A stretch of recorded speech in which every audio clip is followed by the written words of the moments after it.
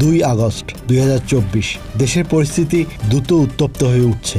শেখ পরিবারের সদস্য শেখ তন্ময় তৎকালীন প্রধানমন্ত্রী ফুফু শেখ হাসিনাকে ফোন করেন। কথোপকথনে তিনি জানান, ফুফু, পরিস্থিতি তো ক্রমেই নিয়ন্ত্রণের বাইরে চলে যাচ্ছে এবং তিনি বিদেশে চলে যেতে চান। উত্তরে শেখ হাসিনা তাকে দ্রুত দেশ ছাড়ার নির্দেশ দেন এবং একই সঙ্গে অনলাইনে থেকে নেতাকর্মীদের সঙ্গে যোগাযোগ বজায় রাখার পরামর্শ দেন। এরপর 5 আগস্ট দুপুর পর্যন্ত শেখ তন্ময় অনলাইনে একাধিক গ্রুপ খুলে নেতাকর্মীদের উদ্দেশ্যে দিক নির্দেশনা দিতে থাকেন। প্রকাশ্যে তখনও তিনি আন্দোলনের সমন্বয়কের ভূমিকায়, তবে বাস্তবতা ছিল ভিন্ন।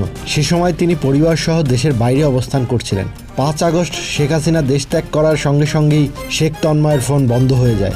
এরপর সীমিত সংখ্যক ঘনিষ্ঠ নেতাকর্মীর সঙ্গে যোগাযোগ রাখলেও সেই পরিসরও দ্রুত সংকুচিত হয়ে পড়ে। এই সীমিত যোগাযোগের মধ্যেই ছিলেন বাগেরহাট সদর উপজেলা ছাত্রলীগের সভাপতি জুয়েল হাসান সাদ্দাম, স্থানীয় রাজনীতিতে যিনি পরিচিত ছিলেন শেখ তন্ময়ের ডানহাত হিসেবে। জুয়েল হাসান সাদ্দামকে বারবার আশ্বাস দেওয়া হয়েছিল। শেখ তন্ময় তাকে জানিয়েছিলেন পরিবার সহ দ্রুত কানাডায় নেওয়ার সব বন্দোবস্ত করা হবে। সেই আশ্বাসের ভরসাতেই সাদ্দাম এলাকায় থেকে সক্রিয় থাকেন। এক পর্যায়ে তাকে বিভিন্ন সহিংস কর্মসূচিতে যুক্ত হওয়ার নির্দেশ দেওয়া হয়। ঝটিকা মিছিল, ককটেল বিস্ফোরণ, এসব কর্মকাণ্ডে তার সরাসরি সম্পৃক্ততার অভিযোগ রয়েছে। 2024 সালের 17 মার্চ একটি মিছিল ও ককটেল বিস্ফোরণ সংক্রান্ত মামলায় তাকে আসামি করা হয়। 5 এপ্রিল গ্রেপ্তার হন সাদ্দাম। এর বাইরে জুলাইয়ের গণ অভ্যুত্থান চলাকালে সংগঠিত একটি হামলার মামলাও রয়েছে তার বিরুদ্ধে। গ্রেপ্তারের পর থেকে তিনি কারাগারেই রয়েছেন। দীর্ঘ সময় পার হলেও তার জামিন হয়নি।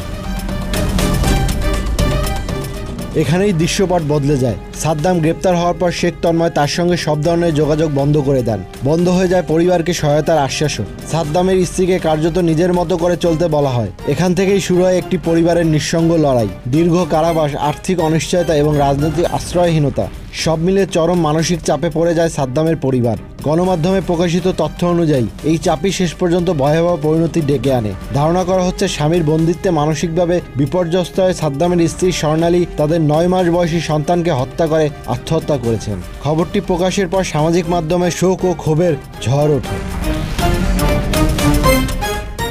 আজ একদিকে শেখ তন্ময় কানাডায় অবস্থান করছেন, অন্যদিকে যশোর কারাগারে দিন গুনছেন জুয়েল হাসান সাদ্দাম, যিনি একসময় তার গাড়ির দরজায় ঝুলে প্রোটোকল দিতেন। রাজনৈতিক বিশ্লেষকদের মতে এই বৈপরীত্যই ক্ষমতাভিত্তিক রাজনীতির নগ্ন চেহারা তুলে ধরে। ক্ষমতা থাকলে ঘনিষ্ঠতা, বিপদে পড়লে নিঃসঙ্গতা। একসময় বাগেরহাটের রাজনীতিতে পরিচিত দৃশ্য ছিল দামি গাড়ির দরজায় ঝুলে দাঁড়িয়ে থাকা তরুণ নেতা সাদ্দাম। সামাজিক যোগাযোগ মাধ্যমে নিয়মিত পোস্টে উঠে আসত শেখ হেলাল ও শেখ তন্ময়ের নাম, ছবি ও ভিডিও। ক্ষমতার বলয়ের খুব কাছাকাছি অবস্থান থেকেই নিজেকে ভবিষ্যৎ নেতা হিসেবে উপস্থাপন করতেন তিনি। কিন্তু সেই বলয় সরে যেতেই জীবনের চিত্র বদলে যায় নির্মমভাবে। বর্তমান রাজনৈতিক বাস্তবতায় জামিন যেন আর নিছক আইনি অধিকার নয়, বরং অর্থ প্রভাব নির্ভর একটি প্রক্রিয়া।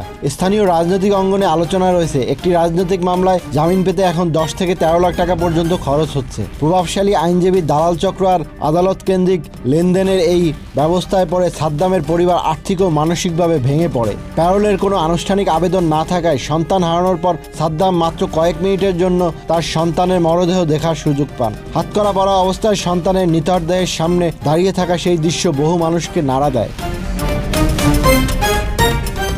সাদ্দামের ফেসবুক প্রোফাইল ঘেঁটে দেখা যায় 4 এপ্রিল পর্যন্ত সেখানে আন্দোলন দমন কর্মসূচি ও রাজনৈতিক তৎপরতার আপডেট রয়েছে।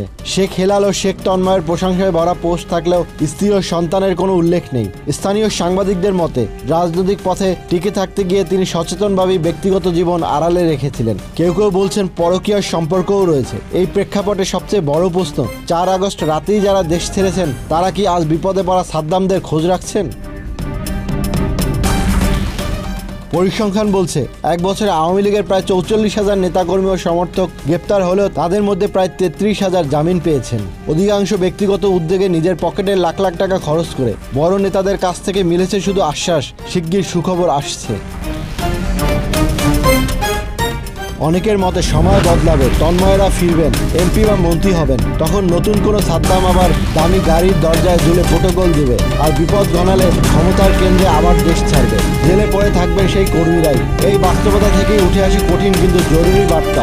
রাজনীতি করা অপরাধ নয়, কিন্তু পরিবার, মানবিকতা আর ন্যায় অন্যায় ভুলে গিয়ে কেবল ক্ষমতাবানদের খুশি করতে গিয়ে অন্যায়ের অংশ হয়ে উঠলে তার মূল্য দিতে হয় সবচেয়ে দুর্বলদের। নামের পাশে শেখ থাকলেই যদি দল ও রাজনীতির মালিকানা দাবি করার সংস্কৃতি চলতে থাকে তাহলে আওয়ামী লীগের রাজনীতিতে ফেরার পথ আরও কঠিন হবে বলেই মনে করছেন বিশ্লেষকরা। সুবিধাবাদী রাজনীতির এই চক্র ভাঙা না গেলে সাদ্দামের গল্প ব্যতিক্রম থাকবে না, বরং বারবার ফিরে আসা এক করুণ উপাখ্যানে পরিণত হবে। Desk report, Dhaka express.